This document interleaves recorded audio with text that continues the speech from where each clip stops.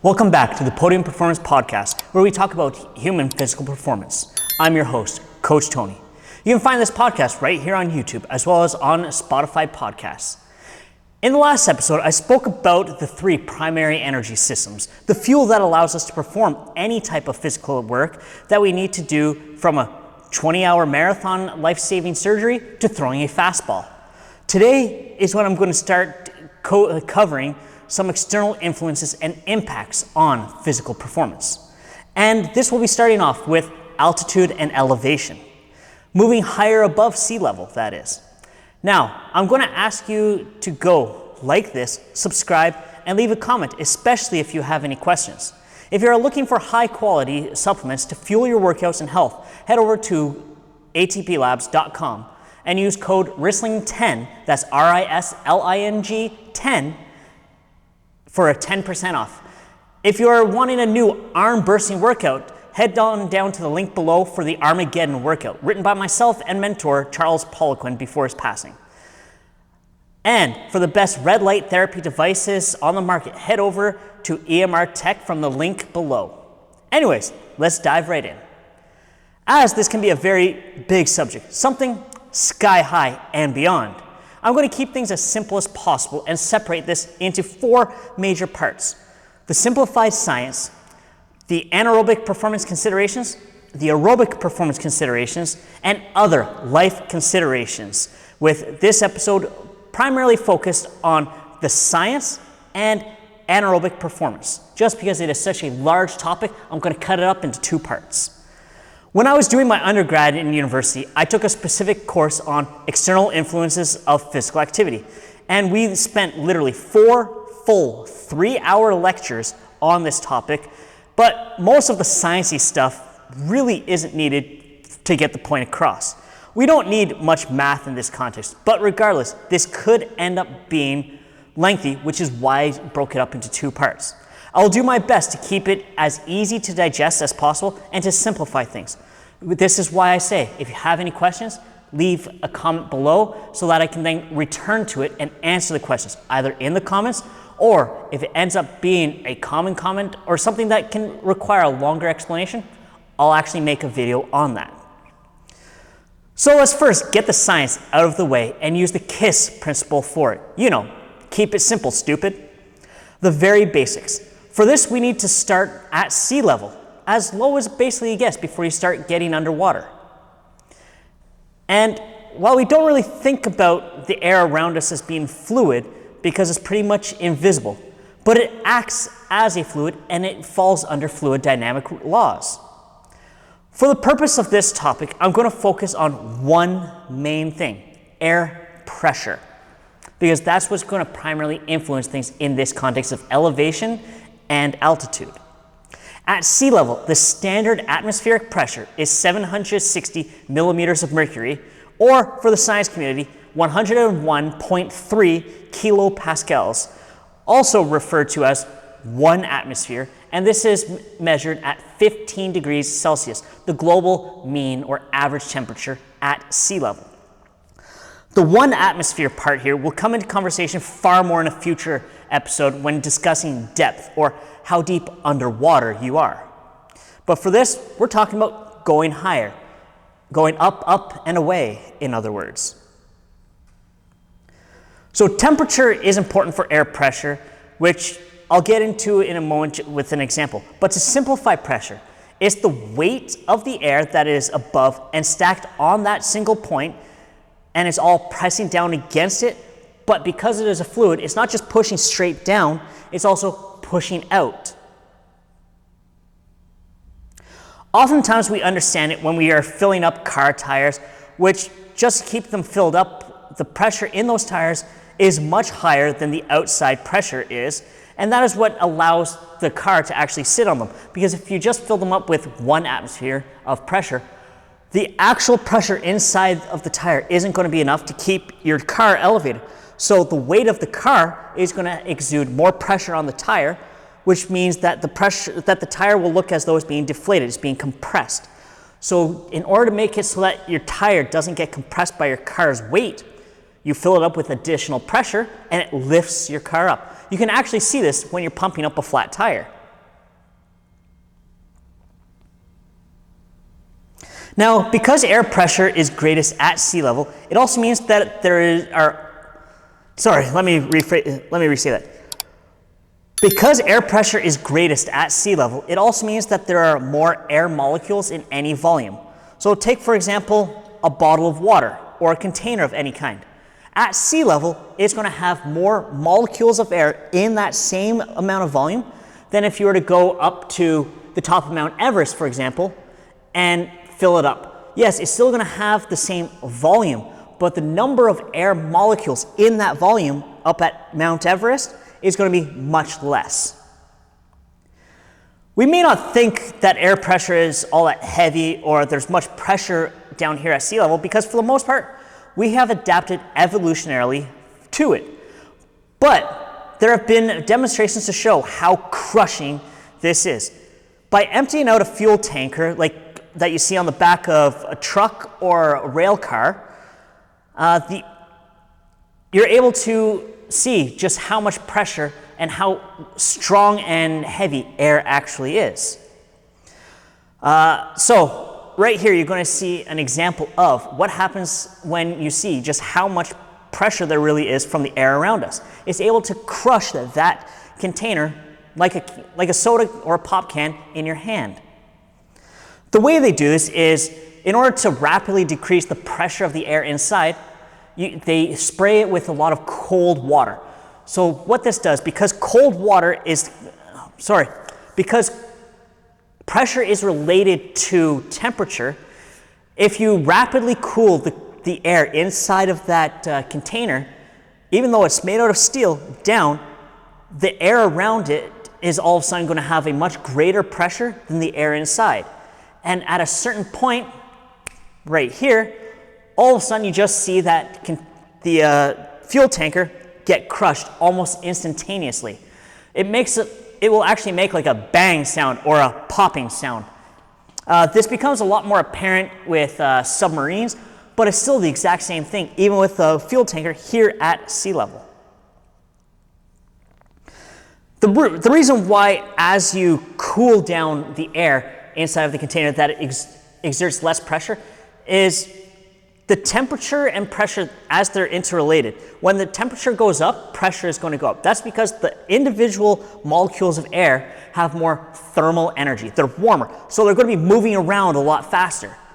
And then when all of a sudden you cool them down, especially rapidly, a lot of that thermal energy is dissipated, it's taken away. So instead of those air molecules being able to bounce around vigorously, they're moving around much slower with a lot less energy. So now, instead of them going back and forth really quick, they're now moving much slower. So as soon as they start moving with less speed, they're not pushing against the actual container itself, so they're not able to keep that container kind of inflated or supported.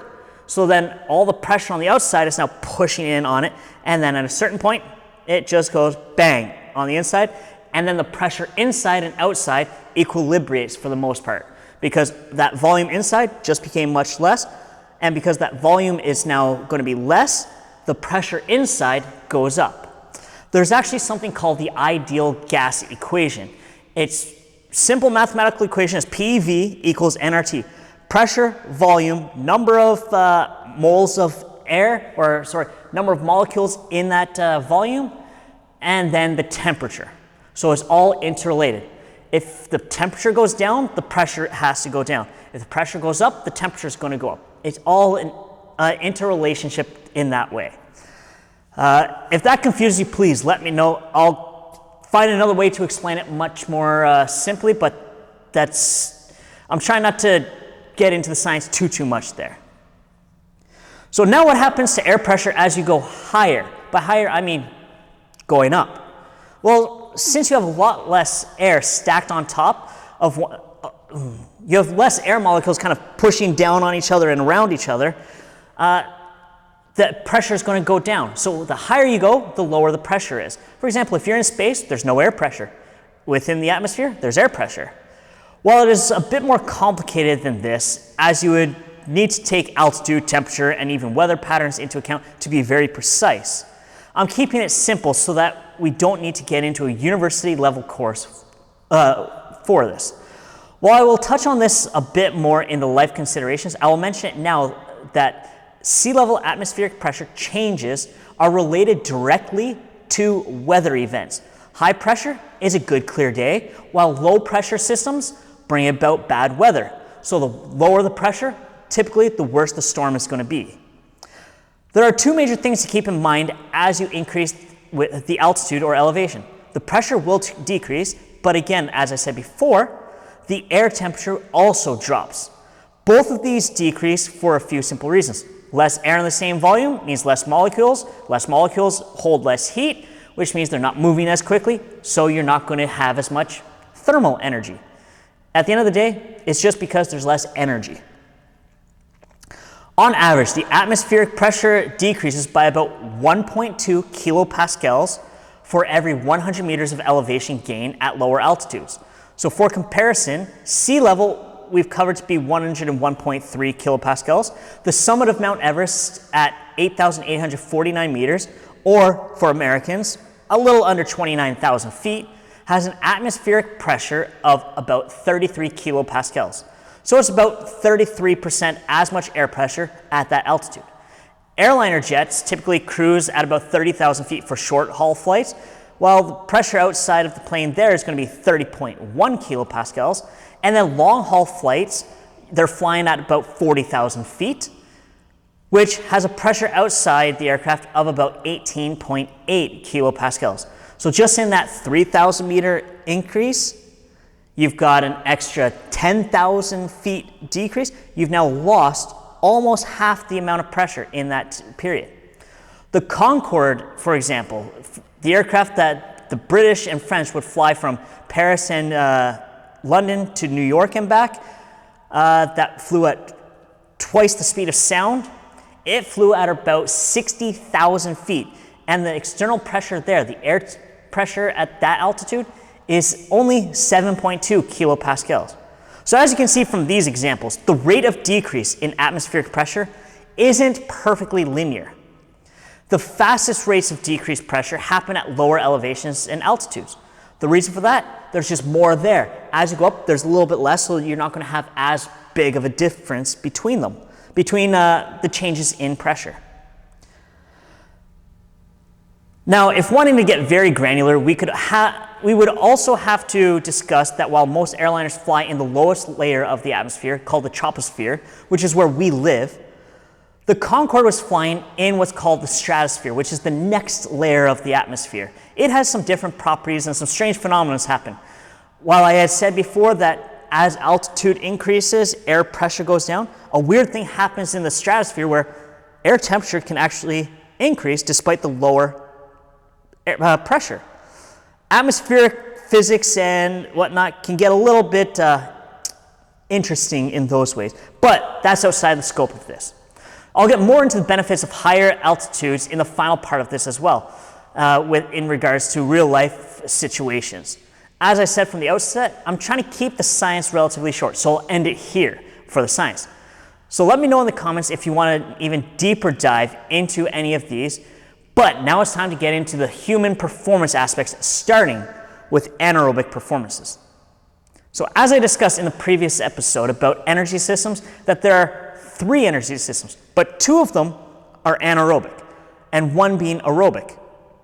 Altitude will affect each of these differently. Anaerobic performances can actually be improved by being done at higher altitudes or elevations. The very simplest reason for this, as just covered, as the altitude increases, air pressure decreases because there are less air molecules at that elevation than there are down at sea level. But how exactly are anaerobic performances going to improve because of this, you may now be wondering. Since these performances are very short duration, they require explosive or very high energy outputs and work demands. Now, the vast majority of sporting events only happen up until about 2,500 meters above sea level. And that is alpine skiing, bobsled, but these we can't really compare performances to lower elevations. The reason for that is we just don't have the lower elevations, and they start up high, but they finish much lower. They're taking advantage of gravity, sucking them down to the earth. The overwhelming bulk of sport performances occur at lower elevations, much closer to sea level, which is also where most humans live. However, there are competitions and venues and even cities that are at higher elevations, like Provo, Utah, Mexico City, Mexico, Nairobi, Kenya, just to name a few of them. Any performances that occur above 1,000 meters in elevation in sports like track and field and speed skating, for record purposes, the records aren't allowed above 1,000 meters. So any performance here is actually kind of asterisked with altitude assisted. Due to the lower atmospheric pressure, there are less molecules. So this reduction in the amount of air means that there's less air resistance. Because sprinting, jumping, and throwing type events don't really need any oxygen during their performance, and the reduction in air resistance, the level of performance can actually increase. For a sprint, it will mean an athlete will have a slightly longer step length, or their strides are going to be a little bit longer. So they add a centimeter here, an inch there. By the end of the race, they've added a meter or 2 meters, for example. So this can be the difference in the 100-meter dash for men of breaking 10-second barrier or not, or for women breaking 11 seconds or not. Improvements of 1 to 2/10 of a second are not uncommon. And as the distance increases up to about 600 meters, the performance also increases a little bit more with the distance. As I said, these events don't require oxygen metabolism for it, so you're not going to be inhibited by your oxygen capacity. You're inhibited by how well you're going to use glucose and the lactate systems.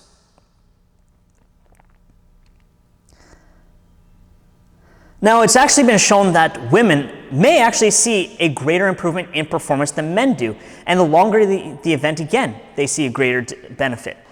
Now, one of the thoughts behind this is that it might actually be just simply because men possess overall greater absolute strength, and this is not going to give them the same benefit as a woman does. As the woman is going through the air, because they have typically less absolute strength than their male counterparts, if there's less air resistance, they're going to have a little bit better benefit to it. And then there's also other sporting performances that are anaerobic, such as throwing a ball, throwing a javelin, discus. So how are these going to be impacted? Well, if there's less air resisting it, that ball can now hang in the air a little bit longer and get a little bit further. An example of this is the Colorado Rockies baseball team in Major League Baseball. Their stadium is at 5,200 feet above sea level, or 1,580 meters. It has a reputation as being home run friendly. For those who don't know in baseball, a home run is when the batter hits the ball over the outfield fence while staying in the field of play. Then the runner can go around all the bases without any issue. They can jog, they can walk if they want.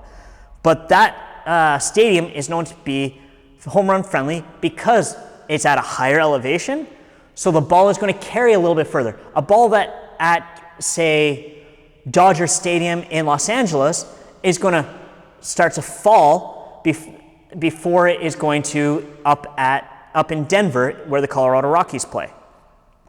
You may now wonder, but why even compete there if it doesn't count for record purposes? And that gets a bit more complicated. One of the reasons is simply just because you live there. So if you live in Mexico City, a city with over 10 million people, it wouldn't really be fair to always require those people to go somewhere else. Or a country like Kenya that is at a higher elevation to begin with, it's not really fair to them that, in order for you to ever compete, you have to leave. So you've got to keep that in mind. And then when you factor that in as well, there's also NCAA schools up at higher elevations because that's where people live. That's where they built the institution. So we're going to have competitions here. It allows them to have some added revenue. The Colorado Buffaloes football team plays in Boulder, Colorado. It's higher elevation than those who play at Alabama, for example. Now, this is all going to come to a head a little bit as well when talking about the aerobic influences of altitude, because there are some added life situations that can be life-threatening that you have to keep in mind there. But for now, we don't need to cover that much. There are other competitive reasons for going to high elevation places to compete. Oftentimes, it's early in the season when an athlete is still loaded up from training blocks leading into a competition phase. So they've just come from the winter and now they're trying to get some confidence, just trying to get some performances under them to see where they are. And this allows them to get a solid performance early in the year, and it can show what they're actually capable of once they've shed a little bit of that added volume, a little bit of that indoor weight for track and field athletes, where they bulk up, where they add a little bit of mass just from lifting a lot more. And by getting that extra little performance at that altitude, it can help with their psyche. Whereas sports like speed skating, there's venues in places like Calgary, which is considered at elevation. And it's notorious for being a very fast indoor long track speed skating track. And by performing there early in the year, and say the World Championships are much lower down, close to sea level, like in Amsterdam, for example. Well, you go perform there, you hit certain standards, maybe team selection happens at that performance place. It also allows you to show what you're truly 100% capable of. Then you go down to sea level, you might not perform at that same absolute level, but you know it's in your legs to be able to do it, for example. If you're throwing a shot put, going and throwing up at higher altitude, boom, you might be able to throw it a little bit further, gives you a little bit of confidence. For athletes, confidence is a massive thing. That mental mind fuck that they can go through can definitely be beneficial and detrimental. If you're not seeing good performances, you start to question yourself, and then you go into this cycle. But if you prevent that from the outset by having a good performance, the rest of the season can go much easier, especially for younger athletes and collegiate athletes. Even some of the pros, it's going to mess with them when they don't perform well early in the year. But it gives you a solid base point that you know, I can do that.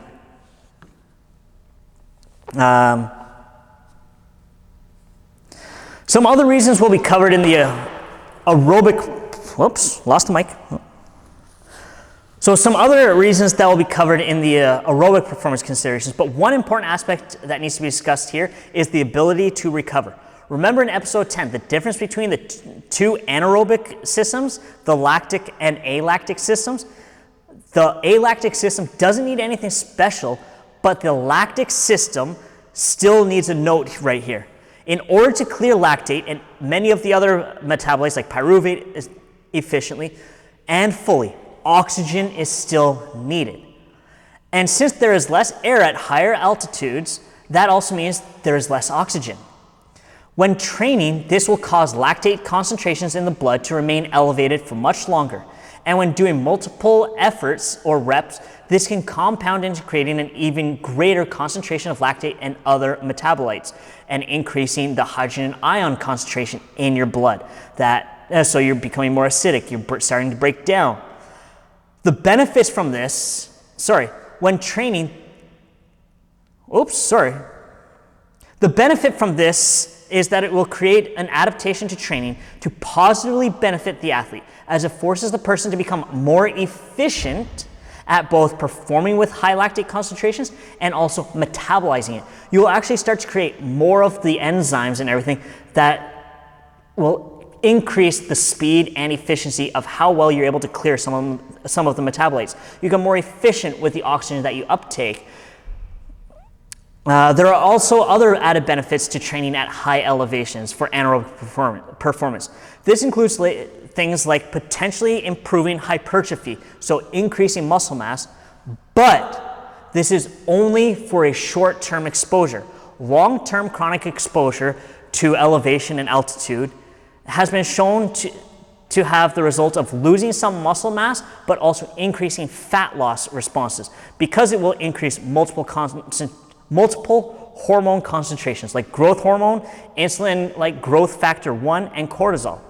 The added stress drives up cortisol because you're not able to get as much oxygen in, so your body is in a little bit of a acute and then chronic stress response. And while the higher lactate concentrations will stimulate more growth hormone and IGF-1. The other thing to keep in mind is because you're up at altitude, a lot of people will struggle to sleep as well, because if you're not adapted to it, you might end up kind of gasping for air a little bit. The reason why? Less oxygen coming in. You enter what's called a hypoxic or a lack of oxygen state. In order to get the benefits of adaptation in this way, long-term exposure is needed, as in living and training at altitude for several weeks. Now, you can go up and train at altitude for a couple of weeks. If you're just going for a performance, you go up there for 1, 2, 3 days. You don't need any kind of adaptation period. But if you're actually doing it for a training camp, one of the things so many people in anaerobic events get wrong is they go up for only 2 or 3 weeks. It's just not long enough to get the actual adaptation. You need to be at elevation for a month or more to get the added benefits of the fat loss, of all the increased concentrations of the enzymes, to improve your efficiency of metabolizing your pyruvate, your lactate, your hydrogen ions, buffering the carbon dioxide accumulation in your actual respiratory system as well. This pertains to anaerobic athletes as well, because if you're not there long enough, you're not going to get that adaptation. If you're there for a single performance, keep it short, get up there, get it done, get out. Otherwise, you might end up going into some detrimental impacts, like losing some muscle mass, for example. So it all depends upon what the final goal is. If you want full benefits of altitude training, you need to be there long. If you're doing it for altitude training, elevation training, you need to be there for a longer period of time. If you're doing it just for a performance, get in, get out, is the simplest way to kind of put it. So in the next episode, I'm going to dive into the aerobic performance considerations and real world implications of higher elevation. Some of them are downright potentially hospitalizing and deadly. So I look forward to seeing you in the next episode. Coach Tony, Wrestling Podium Performance. Embrace your potential.